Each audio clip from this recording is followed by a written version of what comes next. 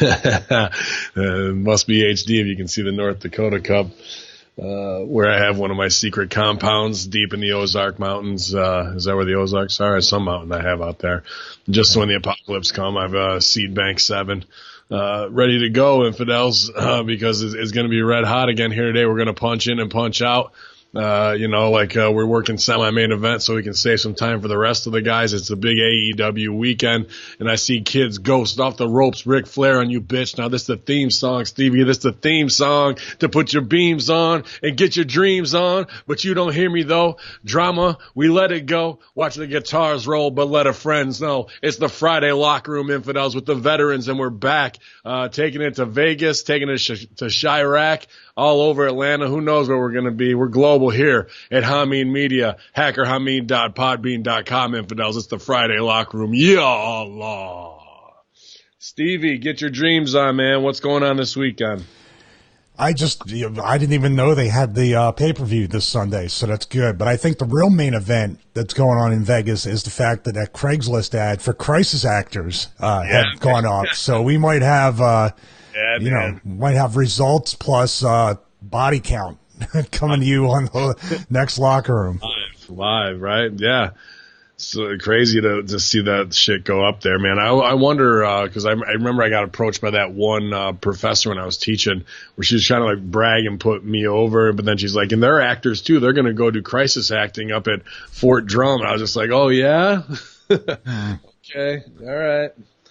Yeah, man, we'll see. Big weekend in Vegas. Hopefully it goes off scot-free without incident, but you know, the eyes of the Hamin Media Group, Hamin Army are always out there to spot that, throw it up in the group, and just say, hey, isn't this interesting?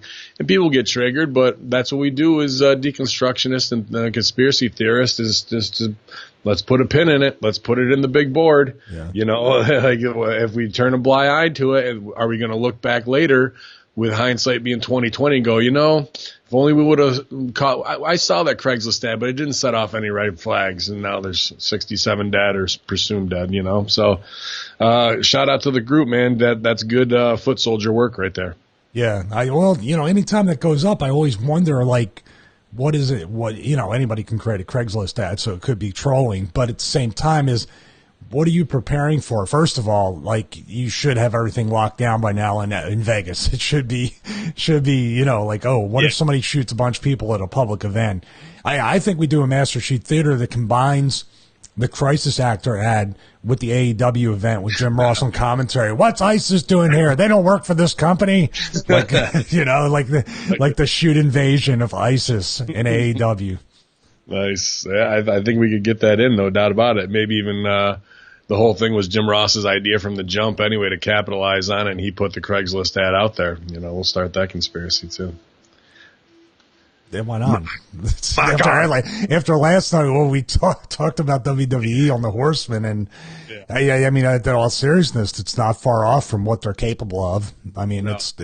We're gonna get some more of that too, you know. But my God, it's the Caliphate! It's the Caliphate! My God, you can hear it now, you know.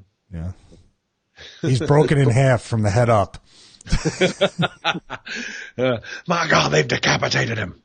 Shout out to the chat room here at twitch.tv, twitch.tv/conspiracy horseman, the ultra cool kayfabe declassified transmission, the serious heads here early on in the morning on Thursday for the Friday Locker Room. Hopefully I can get this up and produced while I head out to Chirac to take care of business out there. But I see Strangler Steve, our Wednesday Locker Room co-host, obviously a legend and independence in WWE. Worker, and in there too, Mosier, Old Athers, all the way across the pond, Ben Espinoza, Fitzy, Hein 265. I see all you guys. Appreciate you getting up with us this morning. Hopefully you're having an AEW awesome weekend. I wanted to kill myself for even saying that,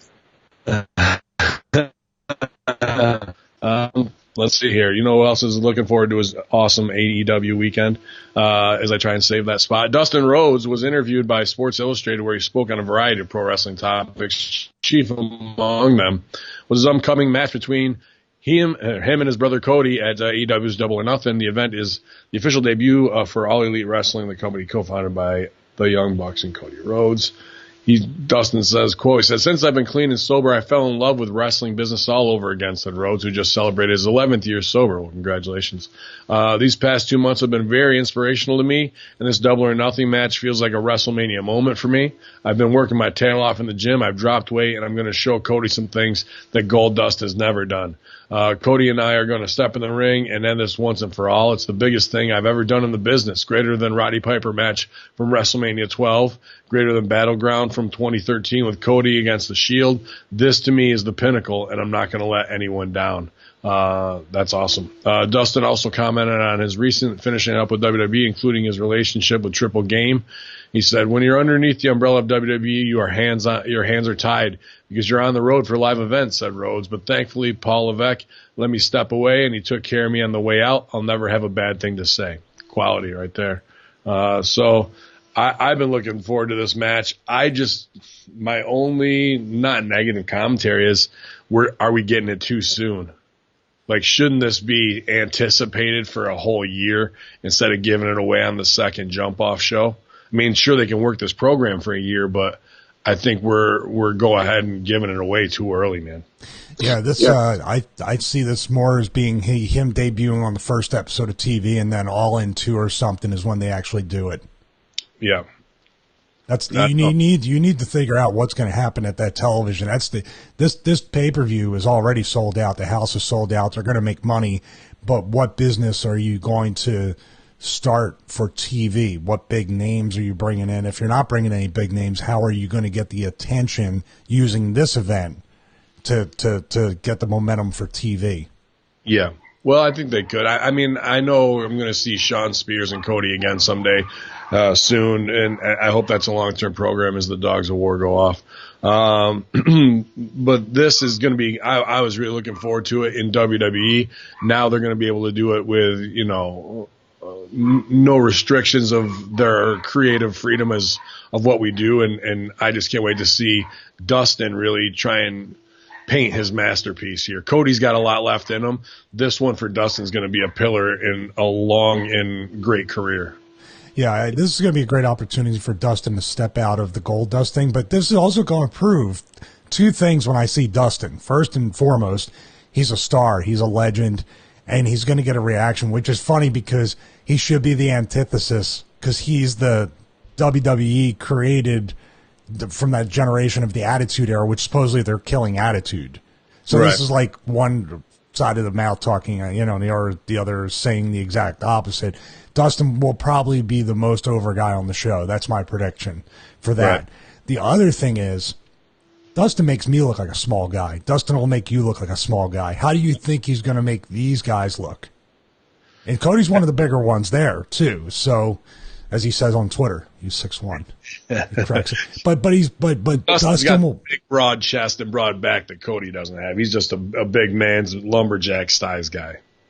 Absolutely. And, he'll still probably, wear something along the lines of probably a red version of the Goldust suit. And I think he might have dropped the weight. He might have long pants on of like tights and new boots. And I think he might go shirtless or have a singlet where he shows most of his body. I saw in the picture on that copy, he had half his face painted red, kind of like the Darth Maul,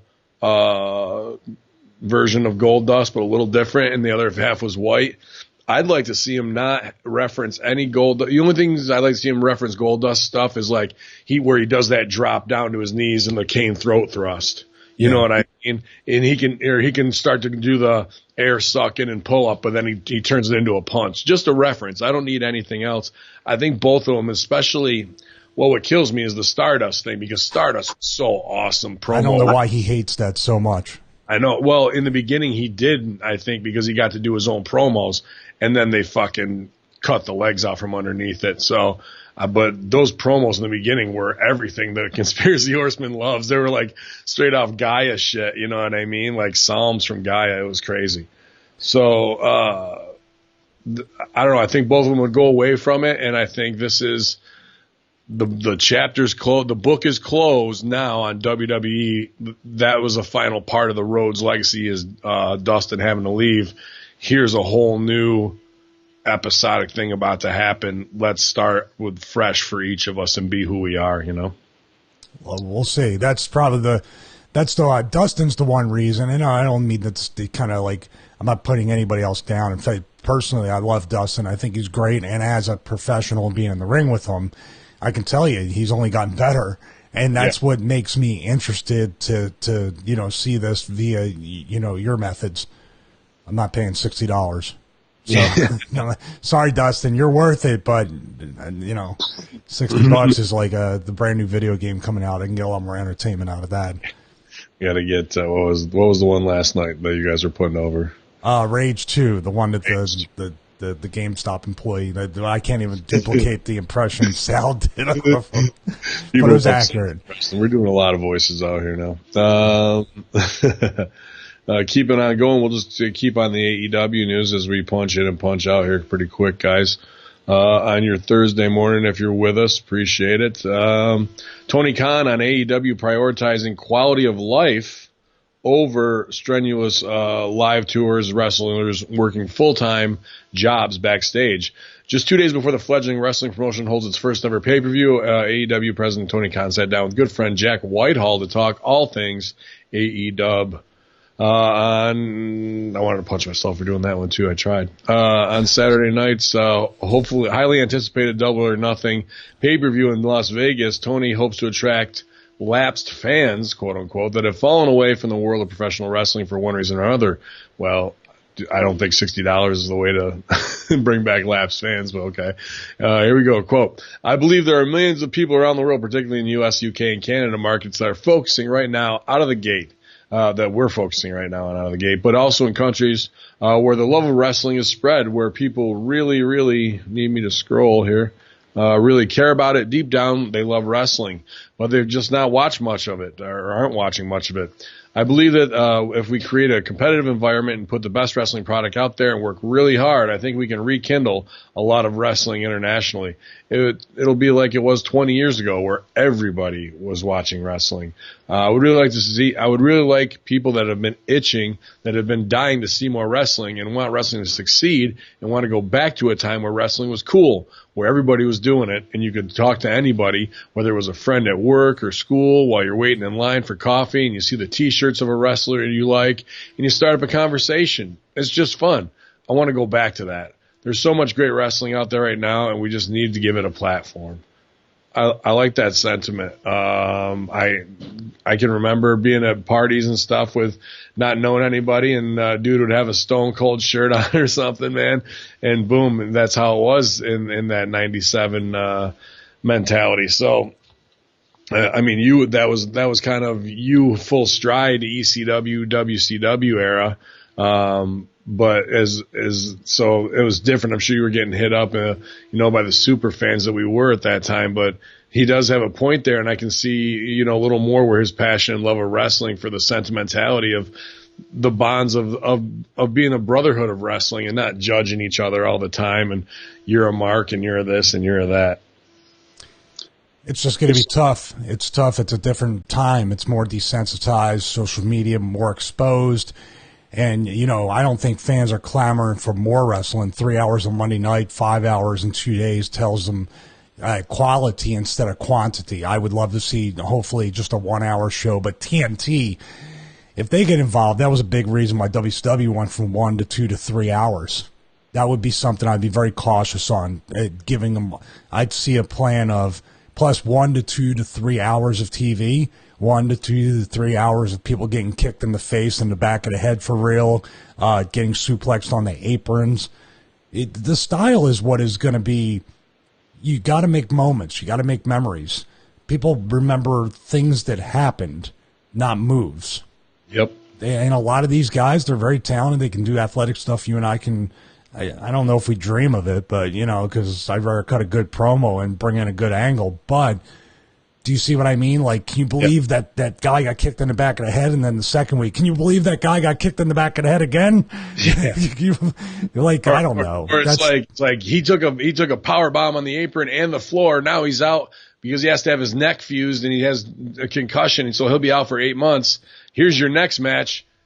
boom, hit him with the exact same shit. Nobody learns anything from the guy before. Oh, that's his neck, not mine. Mine won't do that. And that's quality of life. That's why I'm saying he's talking about quality of life. Now there has to be you have to address the product. And I know we're bringing it in hard about this is where the union could have came in. This is where the health insurance and the 401k. This is the quality of life that will make people want to leave WWE for like bigger stars too.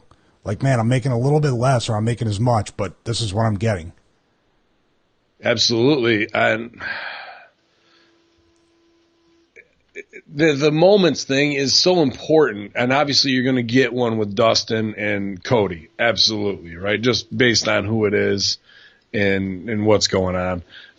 But the whole thing of we don't need creatives. We don't need to tell stories is going to be based on stats. Like, those aren't moments that are going to stick with people. Nobody's going to go, do you remember when he went 600, and a win average of 600 in 2020? Like, is that really going to like draw people, man? Like, I just don't think it is. We need those high stakes moments in drama where people are in danger, damsel in distress, David and Goliath. I mean, the story still has to be told, or David and David there, I guess. But, Yeah.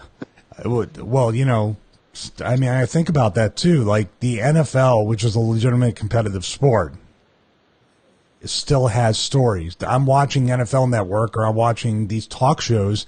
What do they have? Storylines with Daniel Jones getting picked sixth by the Giants. They got storylines about Dwayne Haskins not getting picked by the Giants. They started even plugging in a little bit of the race card in these talk shows about that. Like, look. Like, why did you draft the white quarterback and not the black one when the black one is better? Dude, I go in after months and months and months of this stuff and Patrick Peterson being popped for PEDs, which I really think they should put on TV for wrestling because it adds another element to the layers of the human element of this. Yeah. They're going to talk about that. They're talking about him. He might not be a Hall of Famer. And they even do the tease. They do the hook. They go, we'll have to watch him this season. If he plays less than what he did before, we know it was the steroids. If he's just as good, then we know he's a Hall of Famer. So we have to wait until the season starts. See, now I want to see Patrick Peterson play. I mean, the NFL gets booking right. Yeah, they won't overexpose them, but at least they'll show it. I can't wait for the tables are turned when they're like, oh, you hired a white quarterback instead of for the political reasons, especially with the Giants of what's going on. Let's see here. I think to keep on AEW, Double or Nothing, backstage news on why Pac was pulled from Double or Nothing, original plans for AEW's first world champion. It's always hard for me to read him as Pac after everything else he's been called, Neville and all that. Plus, I always think of Rick Victor, who was APAC and OVW, as Pac too, and there's also X-Pac. Just in Tupac and Chicken Pox, all the Pocs out there, Stevie. It's just getting to be too much. All Elite Wrestling announced earlier this week that one of its marquee matches for Saturday's Double or Nothing pay-per-view pitted Hangman Page against Neville Pac. He'd been pulled from his highly anticipated event. The Observer had a large story in the situation this week, claiming the original plans for Double or Nothing would see Pac defeating Page, setting up a match between him and Kenny Omega down the line to determine the first ever AEW World Champion. Pac is also the current Dragon Gate Open the Dream Gate champion. That's a real title. Dragon Gate Open the Dream Gate champion. Yeah. Dragons, which is the Japanese promotion's top singles title, and it's made it well known to other promotions that he takes his role very seriously and will not be losing to anyone while he holds said title. While rumors begin circulating each week, earlier this week that Pac was pulled from the match because he refused to, quote-unquote, do the job for Hangman. The reality is that he was booked to go over at Double or Nothing. The real issue, reportedly, is that AEW officials find out that Dragon Gate will likely not be taking their title off Pac in the near future, which messes with their long-term plan of having Kenny Omega beat him to win the AEW World Championship. There were other options like doing a draw or letting Pac go over in the match against Hangman and finding a new opponent to face Omega, but none of them ultimately panned out. There are issues with the draw or DQ route, and Tony Khan reportedly attended the recent Pac-Ospreay match in the UK and witnessed the crowd reaction negatively to a time limit draw. So they did the old Tennessee OVW. Tune in next week. This match is a draw, and people are hot. They want 5 more minutes, then give it to them or what have you, because they're trying to protect. Here's the argument in my mind. Is he a mark because he's trying to protect his title in the business for Dragon Gate, or Dragon Gate being marks and not seeing that AEW has a high farther value right now, and just shining your company's name alongside theirs is better business, not protecting some phony prop title that is not real anyway. This is going to be the trouble that they get into if they want to work with other promotions and they don't just have everybody signed as the exclusive talent. If they're holding other titles, if they're doing this and that, and yeah, I mean, I wonder what he gets paid with Dragon Gate, if that's something that's worth saying, hey, this is a great full-time thing, or I can go to New Japan or do whatever. As far as I know, he's not doing anything else except Dragon Gate and maybe some smaller indies overseas, right? He's not like going to New Japan or All Japan, right? I haven't seen anything like that. This would have been. That he's not even in America hitting the big, like, 6 or 7 where he could be making his $1,500 to $2,000 plus travel. You know what I mean? Well, probably even that lends the visa conspiracy, though. He's not over here.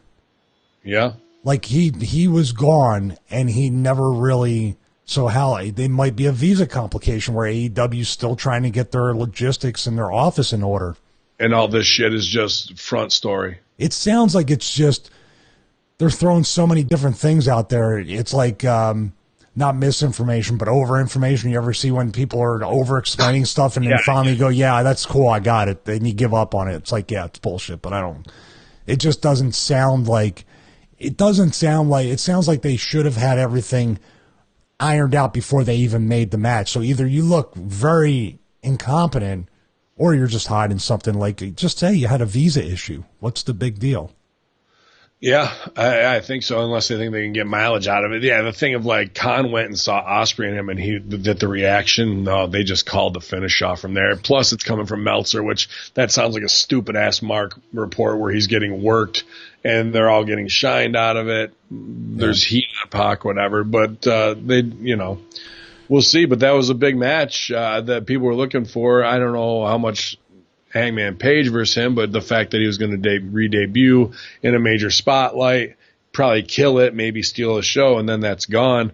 Well, it's tough to justify your price. I mean, that now you really have to come through on your show to make sure people feel they got their money's worth, because that was a money match, you know. What do you think about it? What do you think his dad's thinking, like, with his kid, unless they were over there for the soccer team, about his kid flying into England to catch an indie show that he could have just saw off of one of your links? Yeah. Like, that's what money marks do. He wants to be a personality too, right? So people I think there is value in it, because he was probably there, and they're going all over the place to shine these indies where they do the run-ins, right? We saw Jericho do it. We've seen Bucks at the other indie. I think it was in Atlanta. So he's there. It makes it like people in the crowd will recognize him. Oh, what's up? Who's here? Something's going to go down. Or just the fact that your indie's there and they shine, because that's their bread and butter of who they need to buy their pay-per-view, are the people spending money for tickets to independent shows right now. They really got to have that as their base. So I do see value of him showing up to pop the crowd, but I don't know about that other bullshit of it changing the finish. I think that is a story on Front Street. I can't believe that Pac is a mark like that, where I'm protecting this title. I'm not going under. We're not going to a draw. That I'm just not doing the match. That feels like bullshit to me. I can't believe that. I agree. CM Punk jokes about AEW speculation. With Double or Nothing right now around the corner, the speculating linking around CM Punk and AEW have returned, and the former WWE star has responded. CM Punk joked about AEW rumors, tweeting that it is confirmed, which he will no doubt have everyone talking the next few days. He says, Adam Circumstance, tell CM Punk to chill. It says, we're going to carve an X into your born-again Oreo-filled belly. That was in response to OMG AEW confirmed from CM Punk. So I'm not sure who Adam Circumstance is, but we'll see. I'm sure he was a writer for WWE, probably. But yeah, Punk, X-Pac mentioned it. He says there's no way he's not going. I believe that too, man. Stick in the eye. And even rumors last week or the week before that WWE was trying to get him back. I mean, desperate times call for desperate crimes, man. What do you think they would offer Punk since they're offering Flip Gordon $350,000 for All In? What do you think he would get? Man, I don't know. Maybe the actual MGM Grand Casino Hotel itself. If Punk knew, because we have to assume or speculate that Tony Khan was behind the first All In to some degree. He was at the show. He flew Jericho back to like some concert on his private jet. This is coming right from Jericho. He had to be the guy behind the first All In to make it all work. You imagine if Punk knew that this guy was about to sink $100 million into the company, and I'm just going to come out and give somebody my finish and pay me $1 million. He'd do it. Yeah, absolutely. But you always have a chance that you're going to be accused of being a wizard. So be careful, Punk. Be very careful. And you know what? I'm going to keep on the roll here. You know what? This is really a great event too, not just for the pay-per-view, but this is really the first positive incident involving a Saudi since that concert back in Vegas. Yeah. So Tony Khan, you're doing a lot of more good than you realize. But even the Saudis in Vegas, we're back, bitches. That'll be the next one. Don't take a helicopter to the building. No. Watch out for muffle sparks. Do you think he listens? Probably to this one. No other one but this one. We'll see if it's all set up in Saudi Arabia, like Khan flies in there, like, gotcha. And now nobody's leaving, like it's hostile takeover. He was behind it the whole time with the royal family.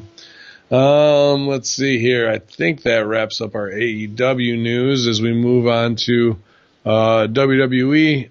Braun Strowman reveals he wants to retire The Undertaker. I thought The Undertaker was retired. Didn't he put his hat and his gloves and jacket in the ring? Yeah, but he did 2 WrestleManias after that, didn't he? And a Raw and two foreign shows, right?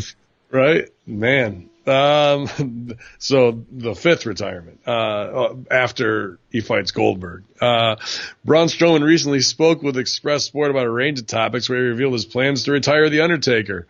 Strowman discussed wanting to get his chance in the ring with a dead man, potentially retiring him like he did the Big Show. Strowman says, quote, "I'd like to pay for a nice place for him in Arizona where he can retire in a comfortable home setting and get all the meals and protein that I'm just making that up there. Just the opportunity to share the ring with The Undertaker, but maybe be the final hammer to nail the coffin shut on the dead man. The monster is up to the challenge. I don't know how many more retirement matches he can have. I can put him out to pasture like I did the Big Show." Is that really what he said? Yep. I just thought, retire him. I just came up with a bit in my head. Like, what if he bought him a nice spot at a retirement community in Arizona and that he just did something nice That's for him? That's where Death Valley is, or is that Nevada? It's like Nevada, California border.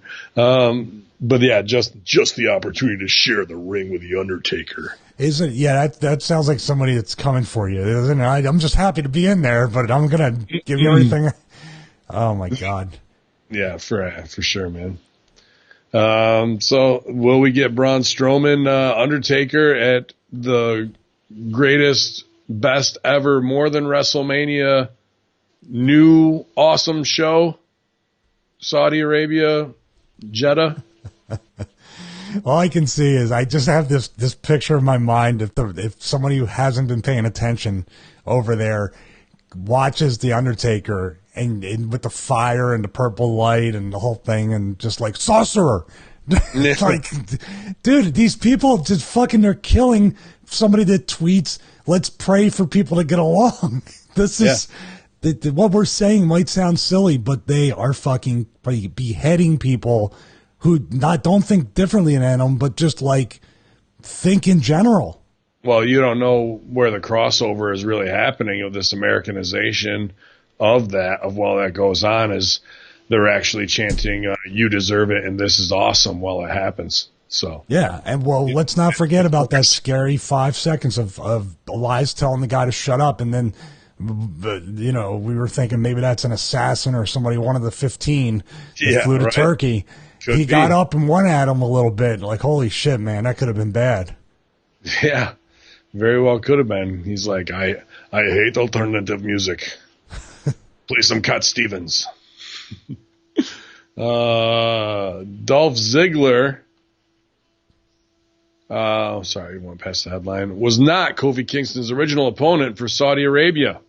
This Tuesday's episode of SmackDown Live saw the return of Dolph Ziggler, who brutally attacked WWE Champion Kofi Kingston in order to set up a title match between the two, the upcoming WWE Superstar Showdown event in Saudi Arabia, which has caused the usual amount of controversy in recent weeks. The decision to bring Ziggler back was most likely made at the 11th hour, so to speak, as the Observer is reporting that Kevin Owens was originally slated for the show in a rematch for Money in the Skank. However, Owens refused to return to Saudi Arabia after WWE was left to find a new opponent for Kingston, and at the time, all their obvious picks are either off the show or booked somewhere else on the card. Andrade and Finn Balor have already been announced for an Intercontinental Championship match. Roman Reigns is booked against Shane. Daniel Bryan was moved into the role of SmackDown Tag Champs alongside Rowan when the Blue Brand suddenly found itself without a tag team division. And he's also refusing to work in Saudi Arabia. Even Ziggler was supposed to be somewhere else that week, as he had to be pulled from a WWE promotional appearance in Australia, with the powers that be not wanting to be a Raw star challenging for the WWE Championship, and Brock Lesnar already slated for Seth Rollins. He was really just the only one available option, without shaking up the rest of the card. And you could also catch him before the show at Caroline's in Jeddah if you want to see his stand-up set there. So should be a good time. Yeah, he has a lot of good Saudi Arabian jokes, I'm sure, coming out. So is this basically a short-term thing where they brought him back for a bunch of money and he gets the Saudi money and then he goes back to where he'll be back at Zany's in LA with his brother Ryan the next week, probably with about $600,000 in his pocket. It was a strange way to get heat, though, the way he was acting and what he was doing to Kofi up until one of the chair spots came in. It was just very weird. I checked on Kofi because I like that one where it looked like it was unprotected into the announce table, and then the one where he dropped the knee or started stomping on the chair without him having his hand in there. It looked pretty good. I mean, bad, but it was just real. It just seemed the promo was great. The promo was great, but just it was like he turned it all the way up in the heat, then he brought it back down, then he can't, instead of. To me, I was like, man, the improv work is paying off, dude. Like, because it started in the beginning, and I thought of you, and I'm like, what do we have here? We have, what about Raven? What about me? Right? Yeah. Which you've seen a couple times, and up close. But then the vulnerability based off of narcissism, based off of two other three ids that you can branch that off of, and to have that on the surface and to do the fake cry weepy in his own way, and the quivering and you could just feel the moment settle in. Like he had to get over the bit of what I'm doing and then really came into it. I liked it, man. I thought it was the best thing all week, to be honest with you. No, that's the promo was great. The promo was exactly what it should have been, and I had an idea where he was going with it because I've seen Raven do that thing, but he did it in many different levels. And I like the fact that there was different emotion rather than anger. If it's fake or whatever, I don't think that he's coming across like it. Wouldn't you be like if you're so frustrated and we've all been there. Well, he's telling he's telling his story, but Kevin Owens went through that this year, right? At Mania, he went home because he wasn't booked and watched Mania with his family. Came back the next day for Raw. He was so frustrated. Like that was like the legit thing. And how many times has Ziggler been through that, right? I think that what should have happened was that Dolph Ziggler. I don't think the beating needed to happen. I think what he did emotionally with the promo. And made the anticipation build up because there's time between now. There's one more SmackDown between now and the Saudi Arabia show, right? It's next Friday. Right? Yes, right. Do you see what I mean? Like, is Kofi going to get to him this week on SmackDown? And then you're like, well, why the fuck I don't want to see this? Yeah. And also, it's what's going to happen is he's going to get dirty with Kofi. He's so frustrated. He's so unstable. Let's see. I can't wait to see what happens in Saudi Arabia, because what's Dolph Ziggler going to be like after another week of thinking these things? What's he going to be like with that long flight to Saudi Arabia? What's he going to, that's the stuff you want. We've already seen the physicality. Mm-hmm. It's kind of backwards. You can creatively do, like you said, show don't tell. Like his face told everything you needed without him having to touch Kofi. Absolutely. I mean, he did the action, and that promo could have been saved for next week. And that's why I was like, too. That's even worse. Yeah, you're right. Because that could have really been something. Let the actions do it. And no words are gonna. Well, I want to say that. I mean, the words didn't out trump the action. The big knee drop and shit, like that's tough to do, because like that's what we're doing. The words support the fight. But I remember the promo more than I remember the beating. Well, here's another thing with the beating. Why didn't you close the show with that for Heat? Right. Like we had stuff going on after that made you forget about it. Mm-hmm. Great point. Well, here's the other thing, which I didn't have this up, but I sent it to you in the chat, that supposedly they're rewriting Raw third hour while the first hour was going on this week. And we're putting over how good Raw was in a lot of aspects. Yeah, well, that might be why they made Mick Foley say the third hour's the 24/7 thing, because then they don't really need. Well, you need to kind of book that even more production wise. How like that just doesn't make sense. Like, we're going to only feature in the third hour, but it's 24/7. So what happens hour 1 or 2 or the rest of the day? Fuck it. So it's 24/7, but only in the third hour. I really don't think people caught that. I caught it when he said it. It's like, wait a minute. How's it a 24/7 title if it's defended? Now, if you said that this is the Hardcore Championship and it's only defended the third hour of Raw, now fucking it's falls count anywhere and anybody can pin anybody. There's no DQ. Now you have a flow of a show, and now during commercial you go to YouTube or go to WWE.com. It's a whole hour of it just constantly running. Yep. That would have been better. That 1 hour of in and out as something you need to get out of the match or before commercial or coming back from commercial before a match, that's a perfect 1 to 2 minute spot each time that gets guys on TV. And now your experiment is, let's see if we can bump that third hour, keep them to the third hour. And what I would assume too is hour 1 and 2 might go down and hour 3 will go up, because we know what to expect in that third hour now. You could show a little bit to tease it and keep people pumped about it. But didn't Mick make it seem like it was going to be a little bit more edgy too in the third hour, hard? We're gonna make Raw again. So they're doing MAGA shit and to pop cheap pops, which that's what Foley does, and say the name of the city or whatever. Here's how I would envision it, and I would love to see it, because even Russo was like, they're gonna doing stuff on social media. And I go, yeah, they should be. I would have a whole social media, Twitter, mainly Twitter and Instagram. I don't think Facebook. Well, they are partnered with Facebook, but I would use the quick ones to have at 24/7 title or whatever it is, right? And you attach a production team and the booker who gets to decide with the writer of how things are going to go as they lead up to Raw that night or whatever's going on throughout the week.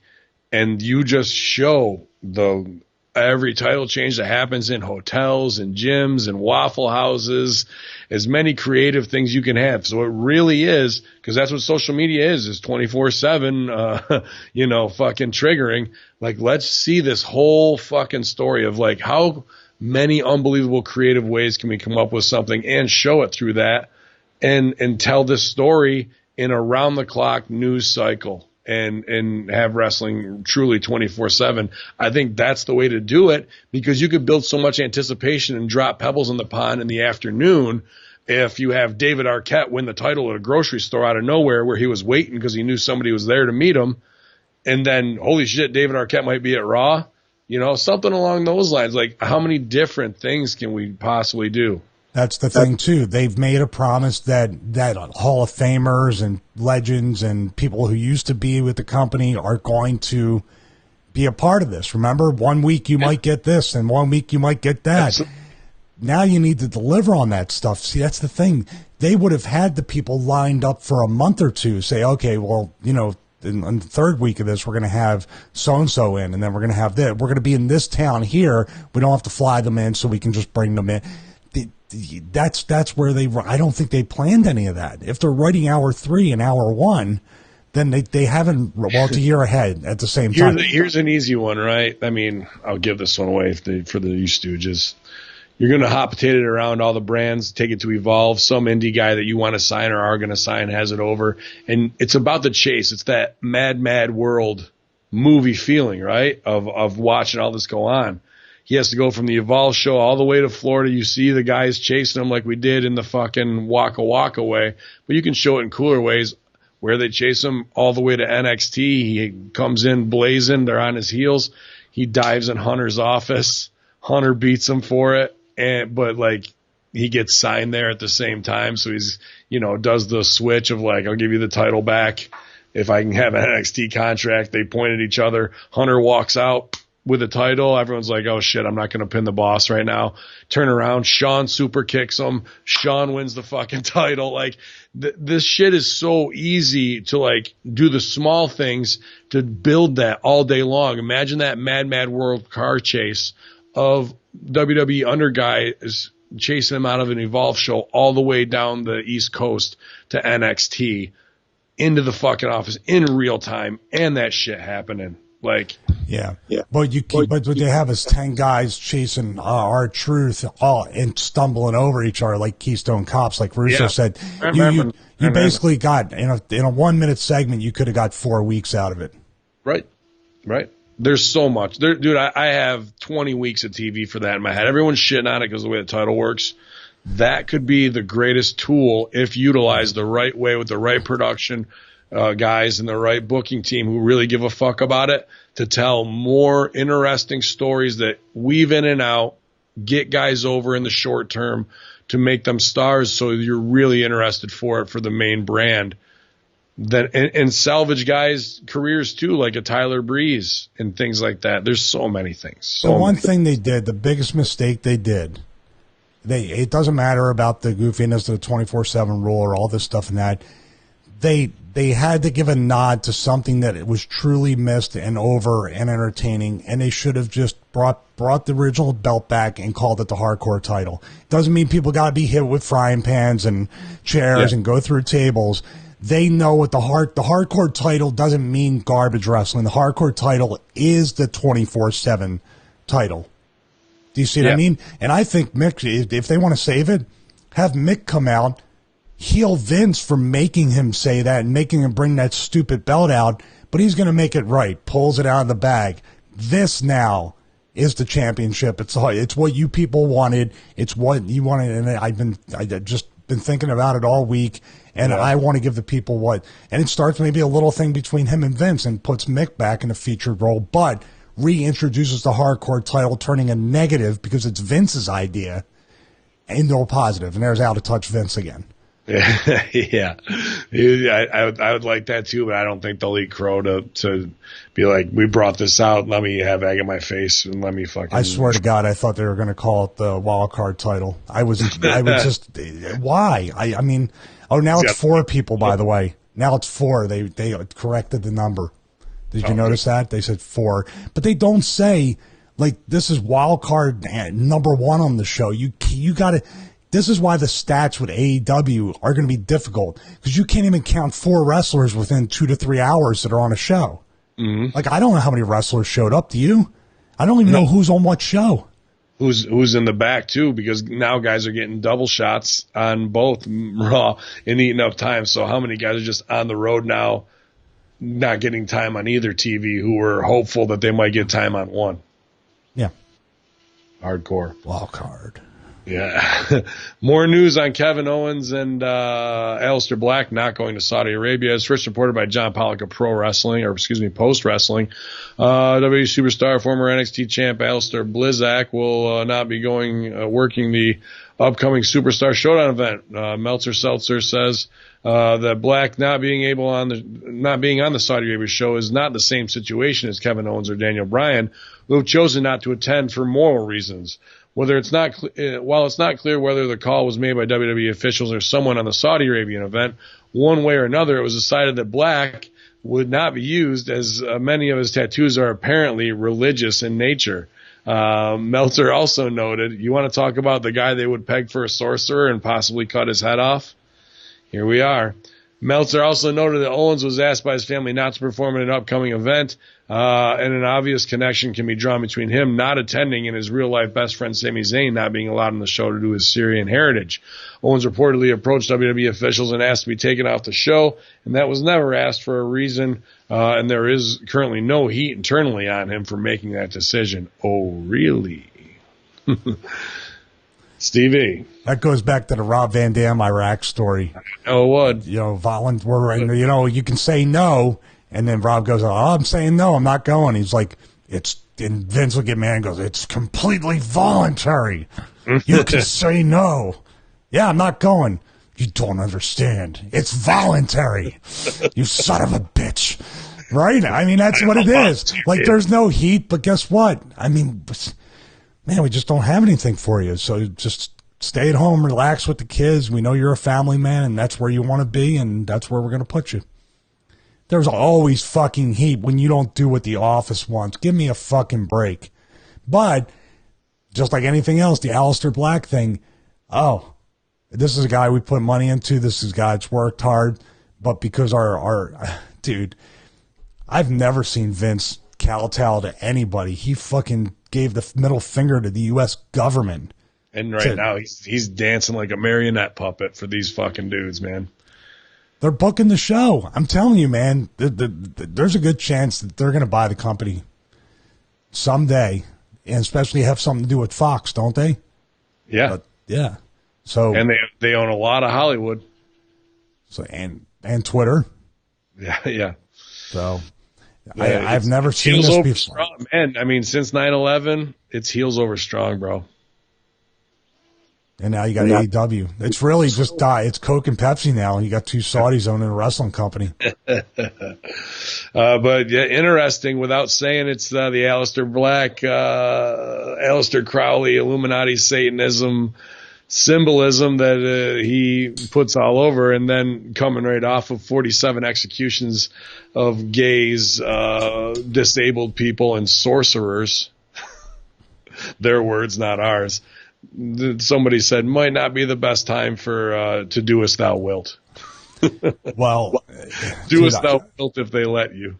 Yeah. Do as thou wilt. Ask if thou wilt. Ask if thou wilt. Do. I just don't, I do get it, but they got to be in a ton of trouble. This isn't just an agreement. This is the only thing keeping our company in good standing with the stock prices, with air.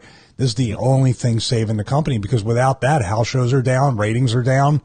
You wouldn't have got. I'm convinced now, like with the Fox deal, do you think the Saudis had a little bit of a, hey, give these guys a deal? Like they had a little bit of influence on that? I don't know. I mean, we're asking the question. I just don't know the deep cut. Everybody I looked up was that Katz guy is an ex-wrestling fan who was looking for it. So maybe they twisted a little bit, but I don't think it twisted, but just a representation of that money. Sure. Set the market. Well, they know that there's the backing there, so they feel more confident in the property. There is possible that, it didn't need to be a phone call. It could just be an unspoken, we know they got that deal and that's good money. We already did with them. All right, let's go. Fox don't want to be accused of being sorcerers. I can't get over that. Sorcerers, and what's the other ones? I know the gay one, but disabled people. Wrestlers are mentally disabled, so they better not find out about that. Why are you killing disabled people? What the? I think it was like Down syndrome people. What the fuck, dude? Dude, it's Hitlerian, fucking what is Holocaust, like it's early eugenics. Yeah, you're trying to create the master race. Yes. What? How many people? 47 are about to do 3 more on Saturday, right? They did 5 before that. Okay, but how many don't we know about? This is like an everyday thing with them, isn't it? Every weekend. Yeah. So they're like doing fucking indie executions, like they're working the indie circuit. Pretty much. That's why they want to get more executioners so they can step up and do more road shows, do double shots, triple shots. I can't believe there's actually like job ads for these. Like, did he go on Indeed or Craigslist or? Yeah, they're searching people out, right? Well, we'll see what we'll see what the offer is. It's like I said, man, on Horseman is heavy, and then we're about to get into our last one. It was a heavy show last night, but it needed to be talked about. And the reality to me of like, sure, I made it through the war profiteering and the propaganda, but the way a lot of different groups are just doing their dirt and doing their murder, and these guys especially doing their murder in embassies where they tell the ambassador, go, hey, get the fuck out of here, while they go and hack up a guy on a fucking pool table, mafia style, like out of Donnie Brasco, right, in the basement shit, right? And then they take him back to the mob boss, Saudi Kings, as like a haha, I got his head, and then they're making fucking jokes about it. Well, there's no body, so I guess nothing happened. On to the next one. Next weekend, 47 killed. Like, and that shit just goes by the fucking wayside week after week. And forget about that. I mean, not forget about, but like the murders and the absurdity aside, now you're doing partnerships where you're doing smile and handshake deals with American entertainment companies who know the real deal since 9/11 and making them eat shit and saying, you'll just take this money in a buy off and we'll take your shitty wrestling because we know we're mea culpa, but the dollar will shut you the fuck up. And who's going to step up and have the real morals, not just, oh, I'm not going. But who's going to step up in the biz and say something who's over on this shit? You know what I mean? Aside from us, pointing out the obvious of what the behind the scenes move. But my point was the blatant murdering that is going on from the Clinton kill list to these guys to whatever operatives to possible assassinations linked to Pedogate, Pizzagate is unbelievable right now. Like that is just done out in the open. One little PR press thing is released about it to fucking try and sweep it under the rug or half acknowledge it in a backhanded manner, and we're on to the fucking next one.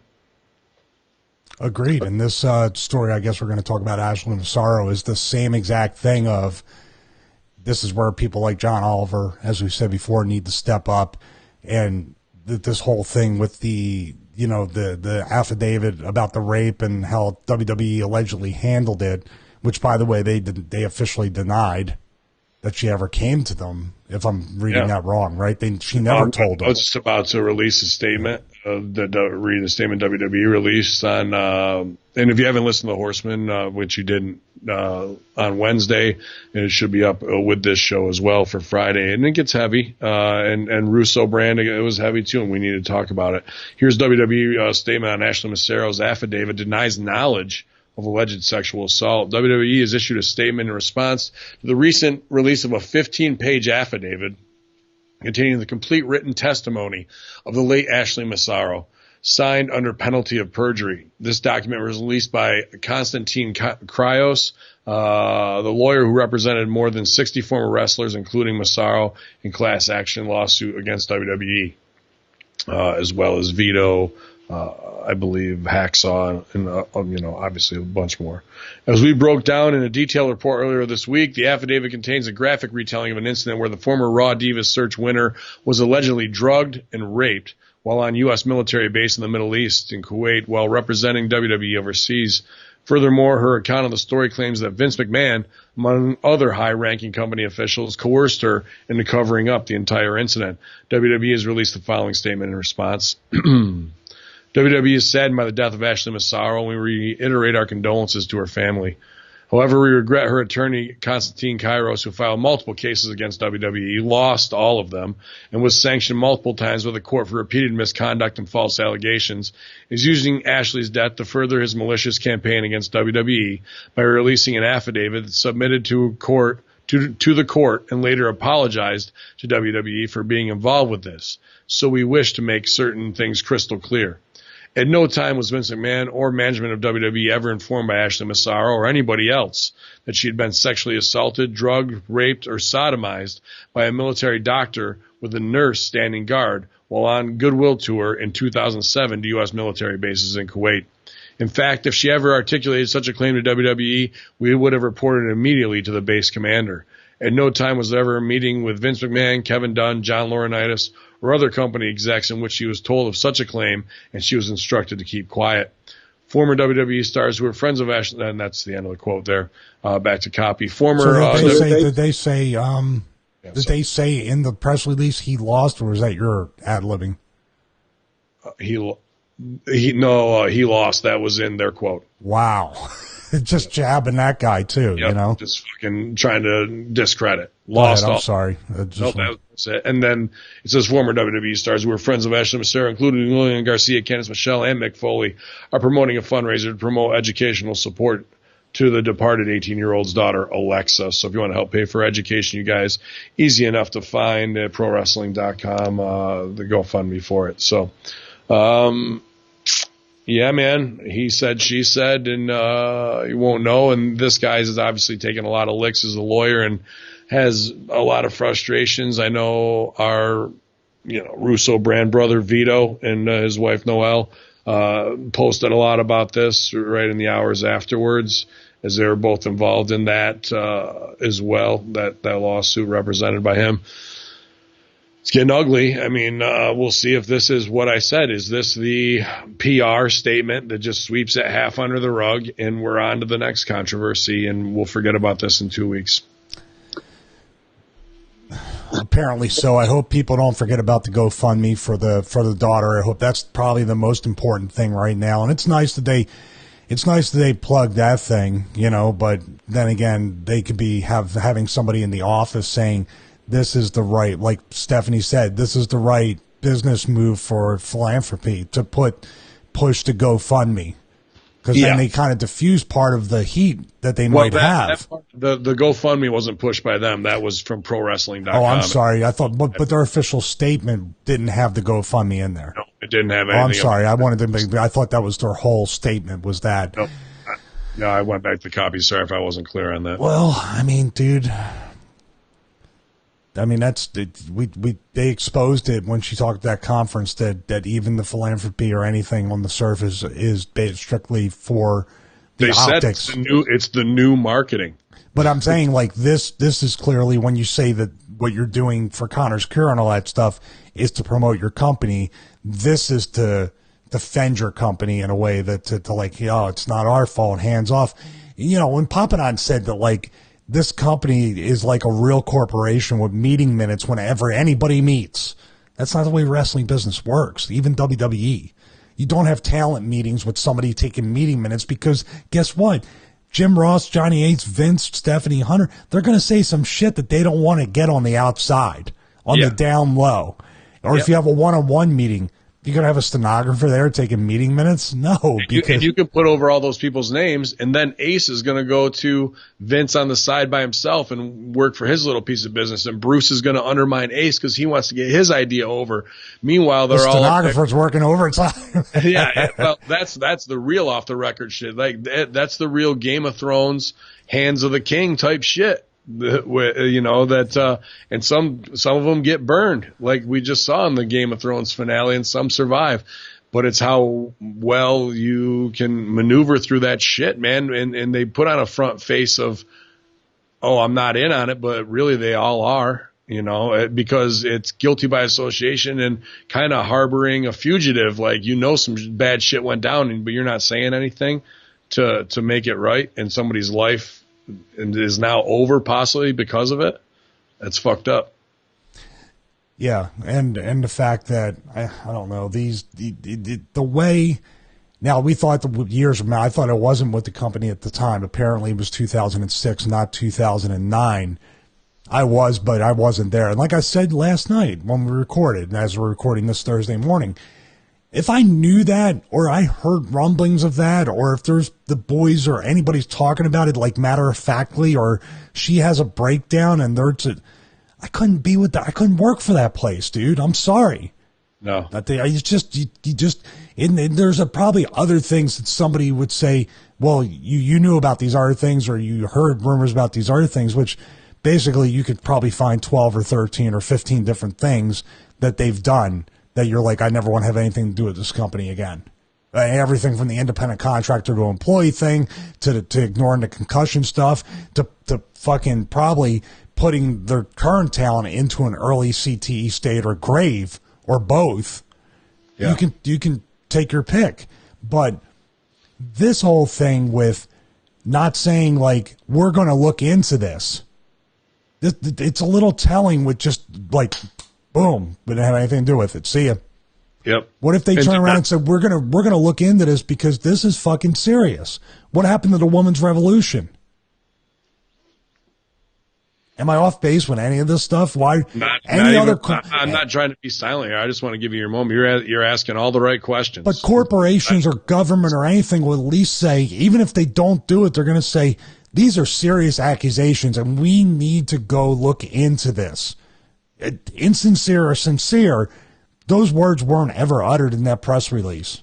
Yeah, and do you think that somebody looking to make their name off of it in D.C. is going to start the investigation because they know the ties of McMahon to Trump, and that's an easy hit because they're buddies, and to fuck with them and to look into the military because Trump's got a lot of military, like just to be like, fuck it, we'll spend the money just to fuck with them a little more. Well, if the Q stuff is really the military against the deep state, then I could see that being played as a pawn on the chessboard.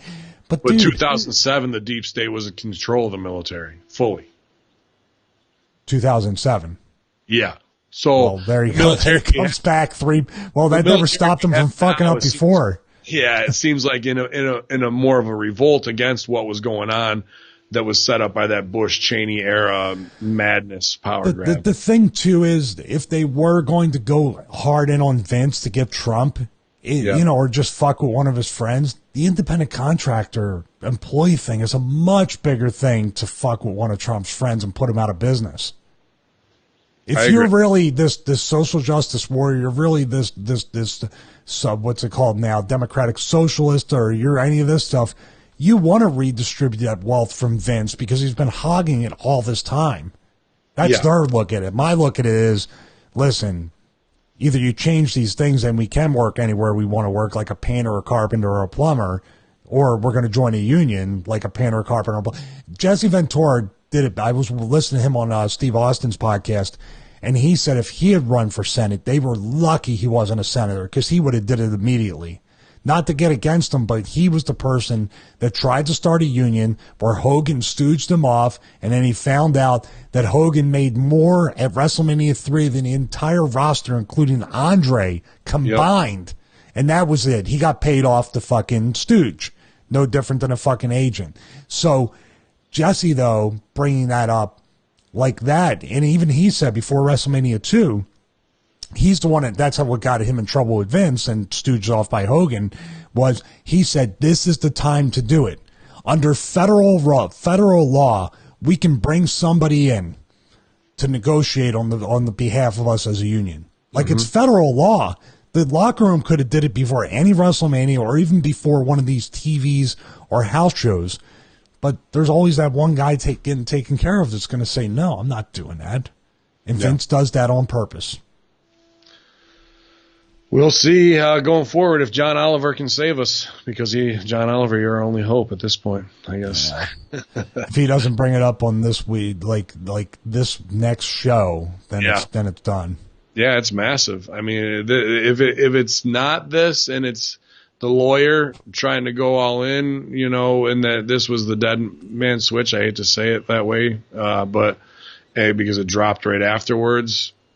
I don't know. It's shady. It's not like lawyers are known for the best reputations, but even if there's 1% of truth in it, man, it's fucked up. It's got to be answered for. In the PR statement where they get their digs in exposes them as petty once again.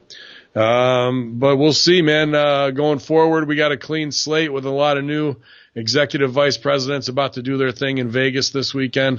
I probably won't be able to see the show live, but I know we're going to have Matt Schaffer 12 gauge on there and a couple other correspondents. I think Jargo, Vickery. So keep it locked at the Hamin Media Discussion Group this weekend for the AEW chat. I look forward to reading through that. Well, I'm probably half in the bag after performing a wedding. I'll be in Chirac at the Field Museum there, you guys, on Saturday. Or if you see me out on the town, it's definitely Hacker. So I hope everyone has a good weekend, has a good time checking it out. However you choose to buy it or not buy it. But if you're going to buy one thing to really improve your life, it's my man Stevie Richards' fitness program, buddy. I appreciate that. We are going to hopefully have a blog up, too. I keep going to type, and then I go, I hate writing, and then I put it down and go. But StevieRichardsFitness.com, choose your program, either 12 or 16-week resistance band training program. Also, you can choose your video, which is the full-body workout video, as well as the shoulder mobility video. And also, we have the Patreon with yoga workouts, one workout a week. If not, there's sometimes bonus ones that I put up as well up there at patreon.com/Stevie Richards. Like Ben said, ProWrestlingTees.com/Stevie Richards /Ben Hamin. Follow me at Instagram at Stevie Richards, Twitter at BWOStevie, and also the YouTube channel. Please subscribe, also comment, and we also have an Amazon affiliate link so I can buy cool stuff that I can honestly review instead of having companies try to make me their paid slave. Thank you. The fight is real. Stay tuned for that YouTube video. Ever since the Dixie Carter fucking when you pushed my button on that, I've been on a roll. Jobber drill bits for everybody, you guys. Look, no jobber products, over products. Purdue 9600 in the chat. Appreciate all the bits and the ribs. He's ribbing me. Did I fall asleep in this Terry Funk shirt? No, I wore it for 2 hours last night, and it was there this morning. So I said, "Fuck it, we'll go back to the School of Hard Knocks, the Funk U." So Funk U, Purdue. But he says Cubs are home this weekend. Maybe I will be at Wrigley tomorrow. You never know. I'd like to be over there. I'll probably be at Improv Olympic, maybe Second City, around all the old hoods, Chicago comics, the whole nine. Look forward to it. And just having a good weekend, man. Appreciate all my generals in the Hamin Army filling in and taking control. And Stevie, as always, you getting up early to do this so I can crank it out before I gotta hit the skies here, man. But this is your Friday locker room, infidels. It's been a big story week with a lot of implications. Stock prices down, new pay-per-views, and as always, just too much goddamn wrestling in 1 week. But this is why we do it, because we love it. So we toe the line for you, infidels, here at hackerhamin.podbean.com. Y'all.